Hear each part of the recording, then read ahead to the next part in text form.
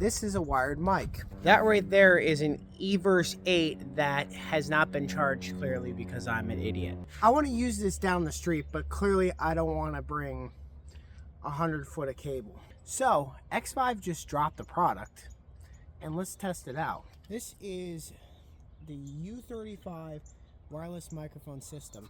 A lot of you guys have used the 2.4 gigahertz version of this. This runs off of 5.8 gigahertz. So I'm curious, how will this work? Let's see what's in the box. Must be like a carrying bag. Ooh, nice little velvet bag to carry it in. That means we can toss away this guy when we're done. Units themselves come right in here. This is the transmitter. So as you see, it's a female XLR. It's got the choice to put it on mic or line level, which is useful because a lot of times I see people actually not using these for mics. I see them using it more for wireless speakers, which is in all actuality probably what I would be using it for most of the time. Also, you got the power and the mute switch. As you see, we got some battery left on it. It's blinking. And you got the choice of a couple channels. This button switches the channels. I believe we have 6 options. So if one's not working too well at your event, you can switch it. It doesn't look like there's an auto sync option. Could be wrong. And then you have the receiver unit, which is male XLR, which is more simple. It has power and channel. And again, both of these Type-C, which is really nice because I have so many Type-C devices. Shout out for them for not using outdated micro USB. So let's go ahead and see just how far down the road we can get with these. Also, I'm gonna do a little ballsy thing next weekend.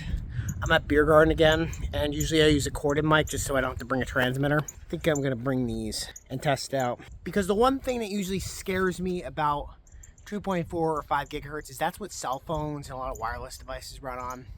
So that will be the real test. Do these work in a real life environment? But for now, let's just see how far we can get. I'm gonna set this to, just want to do channel 5.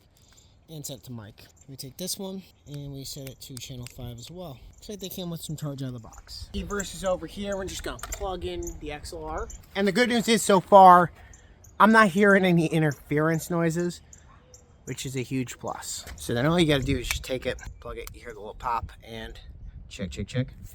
Need to turn up the volume a little bit on this. Check, check, check, check. And it honestly doesn't sound bad.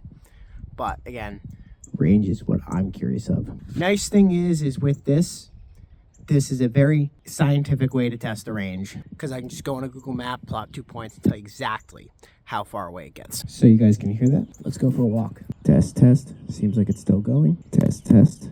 Test, test. Test, test. Test, test. Test, test. All right, so we are this far. Speakers all the way over there. And gonna keep walking. And as you can see, it's kind of starting to break up. But again, I didn't really check the channels. So now we're all the way down here at this stop sign, and this is what it sounds like. So it seems like this is like the absolute max range I can get. It's pretty much just down the street by the stop sign. So we were able to reach all the way down to there. I'll pop the exact distance on the screen.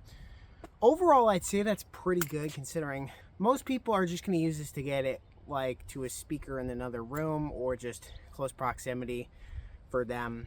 I mean, just for a quick wireless microphone, having this in the bag, if you don't want the wire, 2 seconds, just pop it on and you have a wireless mic. And again, a lot of people use these for wireless speakers. Say for instance, I'm set up here and then like across the room, there's a little side area that could benefit from a little bit of fill.